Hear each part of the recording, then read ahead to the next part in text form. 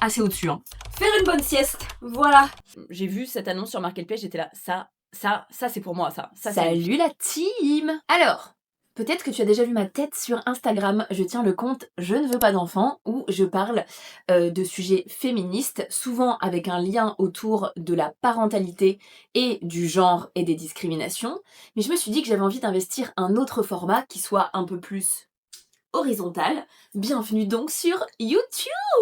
Ouais, bah ouais, je sais que c'est un réseau qui date quand même, mais honnêtement, moi je crois que j'ai toujours rêvé d'avoir une chaîne YouTube pour faire des vlogs en fait, et que j'ai jamais osé le faire. Sauf que, eh bien, je finis mon CDI dans pas très longtemps, donc je vais avoir plein de temps pour créer du contenu. C'est pas tant que j'ai envie de créer du contenu pour vous raconter ma vie parce que je trouve qu'elle est plus intéressante que les autres. Pas vraiment. C'est plus que je me dis qu'en fait il y a des formats et des sujets que je peux pas aborder sur Instagram parce que Instagram c'est la loi du putaclic, c'est la loi de il faut des avis hyper tranchés et jamais de nuances. Et bah moi j'avoue que j'aime bien prendre le temps de parler. Du coup, je me suis dit que ça pouvait être cool qu'on se retrouve genre une fois par semaine sur YouTube. Donc je pense que je vais essayer de poster un petit vlog tous les dimanches. Et je vais aussi poster des petits shorts de temps en temps en format vertical là encore. Parce que c'est pareil, je pense qu'on a un peu plus le temps de raconter sa vie sur YouTube et que c'est cool et qu'on en a besoin de prendre son temps. Donc en gros, qu'est-ce qu'on va retrouver ici? Eh ben, des petits vlogs, mais d'une meuf qui est féministe, qui est en auto-entreprise bientôt autour des questions. Enfin, en gros, j'écris des articles, je crée du contenu sur les réseaux sociaux, j'écris des livres et je vais être en recherche d'une nouvelle activité que j'aimerais bien qui soit une activité un petit peu plus manuelle. Voilà. Donc ça va être les grandes réflexions de mes prochains mois.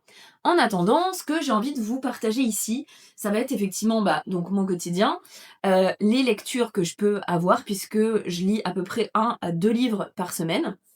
Ce que je mange, parce qu'en fait j'ai remarqué aussi, c'est pas tant que je cuisine vraiment d'une manière complètement lambda, mais par contre je fais attention à ce que je mange d'un point de vue écologique. C'est-à-dire que j'ai un achat, des achats très, très raisonnés, dans le sens où j'achète quasiment que européen. J'achète principalement français et je trouve que c'est aussi un engagement militant qui est très, très important à avoir. Ça peut être aussi mes activités sportives parce que je fais de la course à pied et du vélo. Donc c'est pas tant pour vous montrer, je pense pas que je vais vous partager des chiffres, genre sur c'est quoi mes perfs de vitesse et cetera parce que ça, on s'en fout. Mais plutôt, les paysages que je croise en fait, parce qu'à vélo notamment, et sur une journée, si je fais 90 kilomètres, en vrai, je vois plein de paysages super différents, même dans le nord de la France, parce que oui, je l'ai pas précisé, mais en ce moment j'habite à Lille, parce que je viens de Lille. Et voilà, du coup, ça va faire partie aussi de ce que je vais vous montrer. Les activités militantes aussi, puisque je suis militante féministe, alliée antiraciste, alliée des LGBTQIA+ phobie, écologiste, etc. Donc il y a quand même pas mal de choses à faire en ce moment, vu que c'est la grosse merde. Et puis ce sera déjà pas mal. Et aussi du quotidien un petit peu de chill, parce que lutter contre le capitalisme, je l'ai pas précisé, mais je suis aussi très très très critique du capitalisme, eh bien ça passe parfois par faire une bonne sieste. Voilà. Donc bienvenue sur ces formats-là, sur cette chaîne YouTube. Tu peux déjà t'abonner parce qu'on va passer des super bons moments ensemble, ça va être génial. Et d'ailleurs, j'en profite, on va commencer dès maintenant, puisque je te parle depuis mon nouveau canapé, qui est un achat tout récent que j'ai fait et un des premiers achats neufs de meubles que je fais de toute ma vie. J'ai 33 ans, voilà, donc on va en parler. Alors voilà, le beau, l'unique, mon nouveau canapé. Alors avant ça, j'avais le canapé, je pense, premier prix Ikea, que ma mère m'avait donné, que elle-même avait récupéré d'une amie qui déménageait en mode canapé d'appoint. Et donc, effectivement, on tenait vite fait à deux, mais c'était quand même pas dingo. Et ça faisait des mois que je cherchais exactement ce genre de choses. Genre, un canapé qui puisse se déplier pour accueillir 2 personnes en plus et qui soit maxi chill parce que moi je travaille quand même principalement à la maison et dans mon canapé. Donc j'aime bien que ce soit un petit peu confortable. Et aussi j'avais un amour pour cette couleur depuis des années, c'est ma couleur préférée terracotta parce que c'est magnifique. Admettez-le, voilà. Et donc en fait, pendant des mois, qu'est-ce qui s'est passé? Pendant des mois, j'ai donc essayé de chercher en seconde main puisque, ce que je vous ai dit dans l'intro, en gros, je n'ai jamais acheté de meubles neufs de ma vie, mis à part vraiment un truc qui est, ah bah, vous le voyez ici, j'ai acheté des pieds, ces petits pieds blancs là IKEA qui sont, ajustables au niveau de la hauteur. Et bien, je les ai achetés neufs chez IKEA en octobre dernier. On est en août 2025. Mais en gros, alors attendez, hein, je regarde quand même parce que je vais pas vous dire de bêtises. Ah oui, voilà, bah, le truc sur lequel je suis assise, j'avais acheté en même temps ce tabouret noir, pareil ajustable chez IKEA parce que je trouvais pas en seconde main.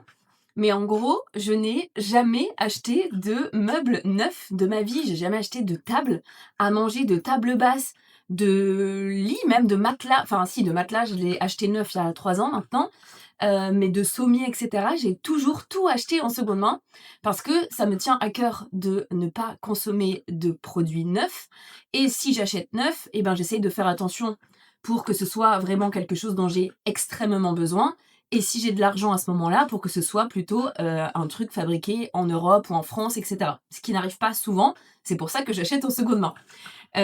Mais en gros, voilà, ça fait des mois que je cherchais sur Marketplace dans l'île et autour en me disant: «Bon, bah, en fait, ça vaut quand même le coup, si j'en trouve un pas trop cher, de louer une voiture pour le livrer chez moi et cetera», puisque j'ai pas de voiture. Bref, du coup, j'ai cherché pendant 3 mois et j'ai pas trouvé. Et donc, je me suis fait ce kiff-là. Il est pas du tout éthique, je pense, en termes de provenance et cetera, mais j'avais envie de faire ce kiff. Tout ça pour parler de ce sujet de un peu, comment dire? D'alignement avec ses valeurs, mais aussi finalement de pureté militante. Parce que, bah, en gros, ça me fait chier d'avoir acheté ce canapé en neuf. J'aurais 10 fois plus aimé le trouver en seconde main, ou le payer 5 000 € pour qu'il vienne d'une petite entreprise française et cetera. Je l'ai payé 550 €. Il n'est pas très éthique, je pense, mais en gros, ben, j'ai décidé de me faire un kiff parce que je considère que ce canapé-là que j'ai acheté là, ben, en gros, le but, ça va être de le faire durer 10-15 ans. C'est-à-dire que moi, j'ai pas du tout ce truc de changer ma déco, tous les 2-3 ans parce que je veux changer la couleur, parce que je considère qu'il faut changer régulièrement, parce que c'est bien vu, on va dire. Non, moi, je m'en contrefous. Ce truc-là, je l'ai acheté. Si je n'en ai plus l'utilité parce que pour X raisons, et ben, il sera revendu pour que quelqu'un d'autre s'en serve. Mais en tout cas, le but, ça va être qu'il ait la plus longue vie possible avec moi, évidemment.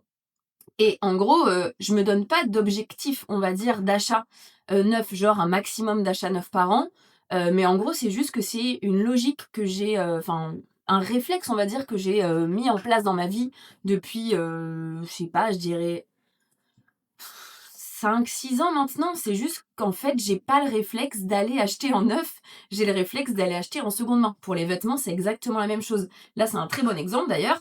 C'est ce débardeur-là, je l'ai acheté en 2024 et ça fait partie des 2 vêtements neufs que j'ai achetés, dans mon année 2024. Parce que je cherchais un débardeur noir d'une très bonne qualité, et de cette forme-là. Et du coup, je me suis penchée sur la marque Armed Angels, qui est d'ailleurs, je vous recommande 1000 fois. Je l'ai payé 29 € ce débardeur, je le lave toutes les semaines depuis 1 an, je le porte tout le temps, je le porte au moins 1 fois par semaine, voire 2. Le truc, mais genre impeccable en fait, je pense qu'il va pas bouger pendant des années. Et en gros, je m'interdis pas d'acheter du neuf, c'est juste que, bah, en gros, je trouve qu'on a tellement produit de choses dans le monde que tu ouvres Marketplace, Vinted, Le Bon Coin ou n'importe quoi, il y a mais des milliers et des milliers d'annonces pour chaque catégorie de vêtements, de meubles, de livres, de trucs de cuisine, de déco, tout ce que tu veux, qui fait que du coup, ce n'est absolument pas nécessaire pour moi, en tout cas, d'aller dans un magasin, parce qu'en fait, limite, ça me procure encore plus de stress, en fait.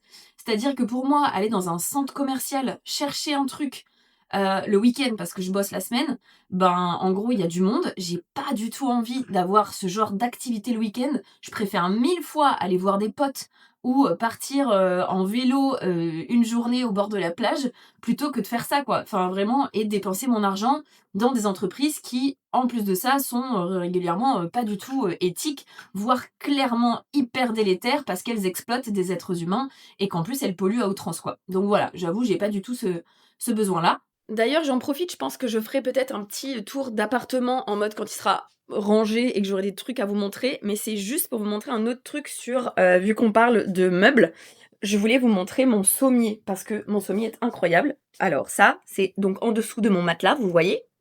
Je vais vous montrer. Hop là! Tada! Ça, c'est mon sommier. Donc voilà, en gros, ce sommier, c'est pareil, je l'ai acheté en seconde main pour le coup, il y a 3 ans. Je l'ai payé 35 € à Bruxelles, à quelqu'un qui le revendait sur Marketplace. Je suis allée le chercher et en fait, ce qui est très, très cool dans ce sommier, bah, déjà, c'est hyper confortable, c'est qu'il est en carton. Du coup, je sais pas si vous avez vu, donc c'est des petits losanges comme ça. Il est en carton et pourquoi je l'ai acheté? Parce que je suis une personne qui déménage beaucoup. On pourra d'ailleurs en parler, je pense que ce sera le sujet d'une autre vidéo, mais donc pas pour tout de suite. On va pas aborder tous les sujets dès maintenant. Mais en gros, quand tu es quelqu'un qui déménage beaucoup, eh bien avoir un sommier qui pèse moins de 10 kilos et qu'en gros tu replies et que tu peux prendre sous le bras comme ça pour mettre dans, la camionnette ou le camion, que tu as loué pour déménager, c'est quand même vachement pratique parce qu'en gros, moi, j'ai pas énormément de meubles, donc quand je déménage, ça tient dans une camionnette, en gros. Mais bah, parfois, c'est lourd, c'est chiant et quand tu déménages, tous les ans ou tous les 2 ans, bah, c'est vrai que c'est relou de porter toutes tes affaires. Donc voilà, j'ai trouvé cette petite solution qui est, ma foi, fort sympathique et incroyable. Il y avait pas de marque particulière, donc je n'ai aucune idée de où la personne l'avait acheté, je crois qu'elle l'avait fait faire d'ailleurs. Ça me dit quelque chose d'avoir eu cette discussion. Mais voilà, j'avais trouvé ça quand même très, très, pratique et très cool et du coup j'ai vu cette annonce sur Marketplace, j'étais là: «Ça c'est pour moi ça c'est magnifique». Bref, du coup, vous me voilà sur mon nouveau canapé. Il est tellement beau. Non mais cette couleur, regardez ça. Cette couleur me va magnifiquement bien, on est d'accord? Enfin franchement, voilà, ça va hyper bien avec mes cheveux. C'est pas du tout la raison pour laquelle je l'ai acheté.